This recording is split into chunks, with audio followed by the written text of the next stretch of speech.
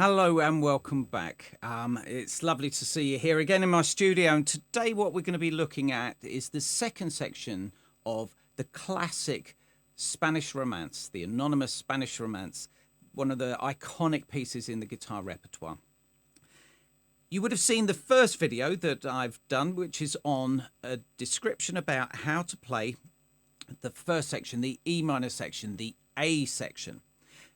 This video is geared towards the more challenging B section. The B section is in the key of E major. So what we're going to do today, we're going to have a look at how we can effectively work with this new section. So we would have covered in the previous video many of the right hand techniques, how we would utilize the rest stroke with an additional bit of weight to that first string note, the melody note. Let's go to my annotations here and let's have a look at this score here. So you can see here we have the melody line, which is indicated with this highlighted green here, the bass line indicated with the amber, and then we've got the blue with this accompaniment figure. So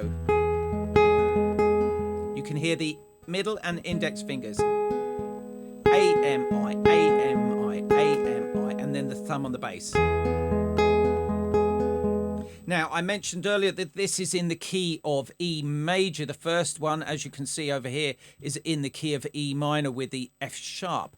Now we're into the more challenging section of the E major. That's with the F sharp, C sharp, G sharp, D sharp. What that means is whenever you come across a G in the music, it is now a G sharp. When you come across a G sharp there, etc. Let's go to the next page. The next page shows here we've got G sharp, F sharp, D sharp, D sharp. So it means that we're going to be using more bourrées across multiple strings to be able to play these notes. Let me show you this as well. This is interesting.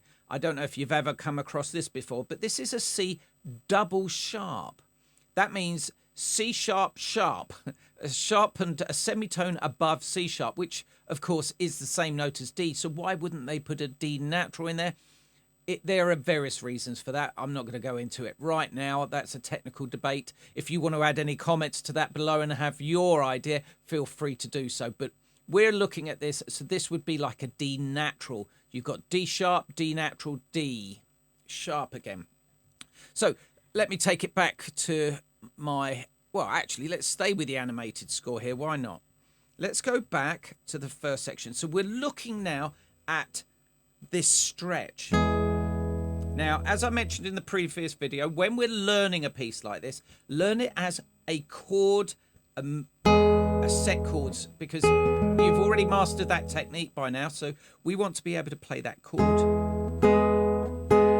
There you go. You've got that first bar. We're going to move on to the second bar.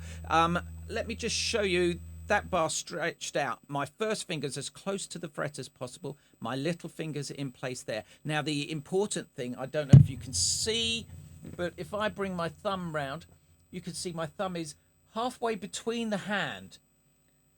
There you go. And it's halfway down the neck.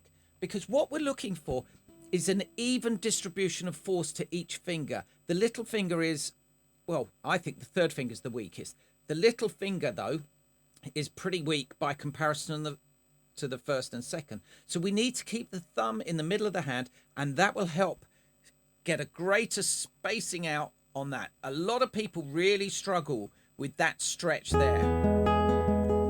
Now, if your finger's bent and your hand is close, the palm of your hand parallel to the neck of the guitar, don't have it resting on the guitar itself. We should never grip the neck like that. There should always be a nice arch between the palm of your hand and the neck. Again, have a look at some of my tutorials on basic techniques.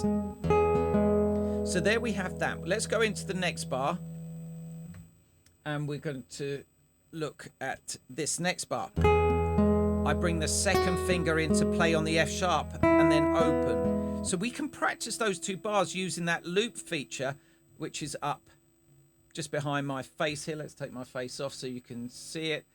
So once you've looped the couple of bars to get that progression smooth, we're going to have a look at trying to get a smooth progression through to this shape here. Now,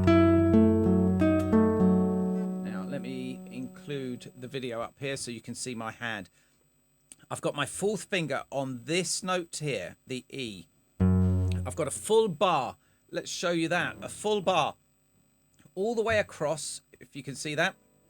Little tip with barres, use the strongest part of the finger. If we use just put the fleshy part of the finger, you're not going to get a stretch across enough.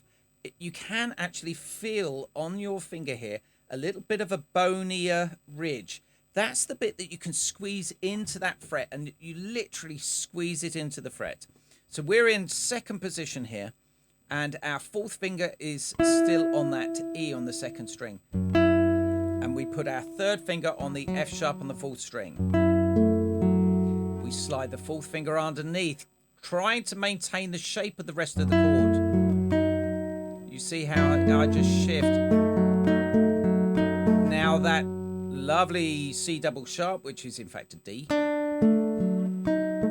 Keep the second finger down while you place the fourth back. So we can do that 2 bars.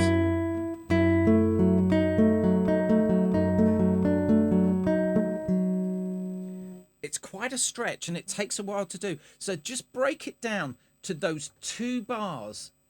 If we break it down to those 2 bars, so you got the F sharp held down throughout that. Once you've got that chord for those 2 bars, the best thing to do is just practice moving from here to this bar. And you can, again, you can get that loop feature and you can loop those 2 bars so that you end up having a smoother transition between the bars. Now, there was a bit of a gap. We want to smooth that out. That was better. There was less of a gap. And if you look at my hand here, I'm beginning to morph it into the shape. Don't forget that third finger and fourth finger. Start moving from there to there. Notice I've even got my third and fourth fingers ready to go across, and that gives you that smooth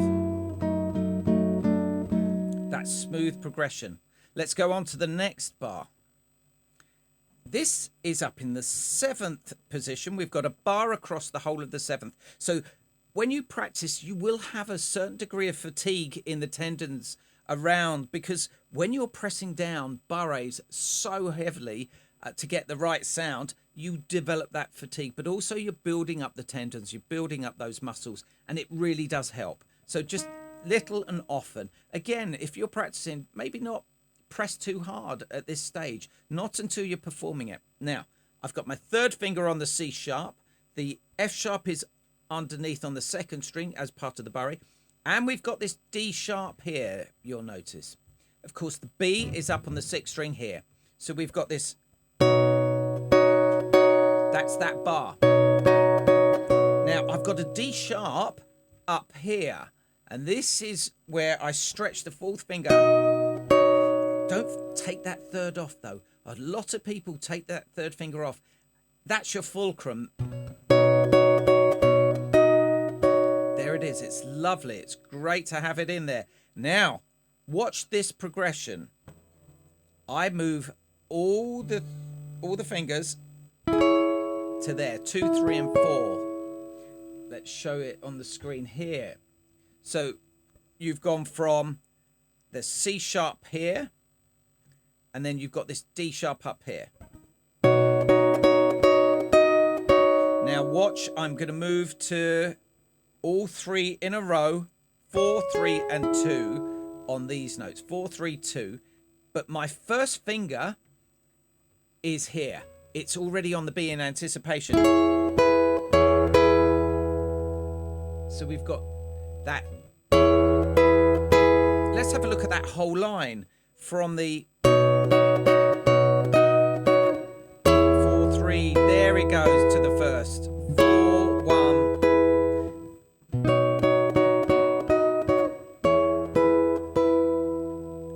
Then we go on to the next bar. Again, every single technique. Work on 2 bars at a time. Get it so that you can get it 5 times consecutively perfect. Then build it up with the bar before and then into the next bar. Now we're still got the 2, 3. Now this is quite a transition. So we've got the shape there, then aligned all together, 4, 3 and 2, and then reach up. This is what I do. There is the option here of jumping up to 9th position. Now I find I'm in the mood. I've got the smooth progression going on, and then I can jump up. But if you wanted to, you could. I don't like that jump there. I find it disjointed. I prefer to go to the 4th finger and then you're up. Even to the, notice again, we've got a C double sharp, which is a D. Okay, so let's go back. As I said before, I'm using a stretch from that. I've got the fingers set up,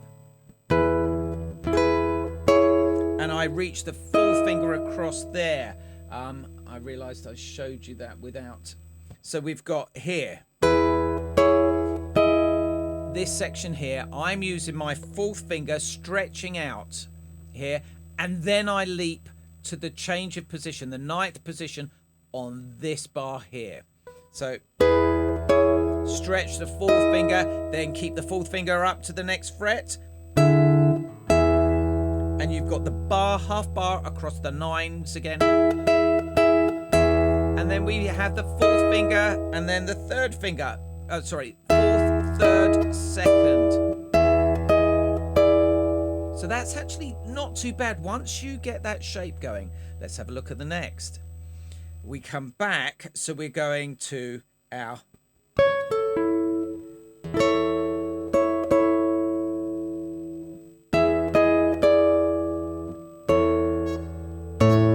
move the thumb down to the A.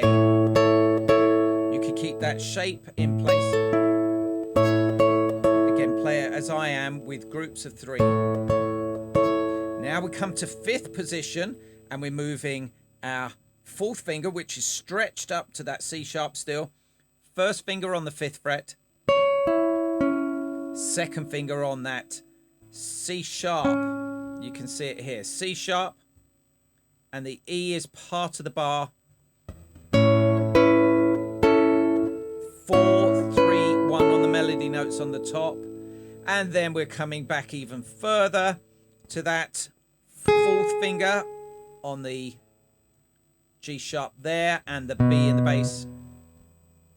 I don't like this, the way it's written there. For me, that doesn't work. I use that shape there because I still want this working across the strings. Do you see how that works? My 4th finger is on the E, my 3rd finger still on the G sharp, my 2nd finger is on that B there. And then on the next bar, you have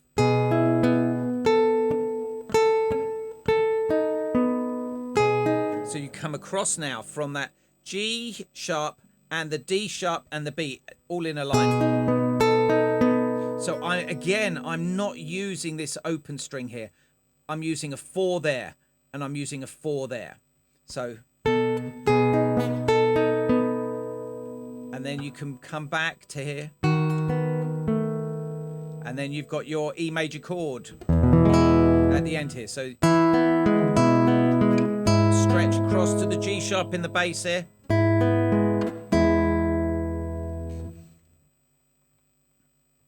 Now, as you can see, this is such a useful tool to be able to get us to play through this amazing piece of music. This is the 2nd section, the more challenging E major section, but with a bit of attention on those points that I've just brought out today. It should help you. Again, to avoid fatigue, don't press too hard. Just get the shapes, get the movements between them. I've done a video on practicing more productively, and it goes through how to really fine tune your practice to get the most out of your time. We're all pushed for time, so make the most of it. Just hone in on what you need to work on. You'll get much faster results. It'll be more rewarding to you. And again, use the facilities here in the score. So for example, I've got the tempo changes here. We've got the loop feature as well. You can actually record yourself playing it and play it back afterwards. Now, I've got, we use this TomPlay app as a great teaching tool. I use it for all my Zoom online teaching, and I find it absolutely invaluable for my students to take it away. They can annotate their scores. It's a really useful piece of kit. It offers you a 14-day free trial, so please do have a look at it. And the recordings of the music, you can play along to the guitar part itself. I know I was playing it there, but you have the accompaniment already in the score. And they've worked with Deutsche Grammophon, one of the best recording companies in the world, particularly for classical music. So this is a really useful application for that, interactive app. And if you really like it after that 14-day free trial, have a look in the description. I've got a code that will give you a reduced price for a yearly subscription, or you can just buy that one piece. So I hope this has helped you. Have a look at the first video, then have a look at this one, and hopefully you can get good at playing this piece. If you found this useful, if you've got any questions about it, please write it in the comments below. I'm really happy. I always look at all the messages I get, and I do reply to as many as I can. So please do take the time to do that. In the meantime, subscribe, have a look at some of the other videos on my tutorials and basic techniques. And I really look forward to seeing you next time. All the best. Good luck with that.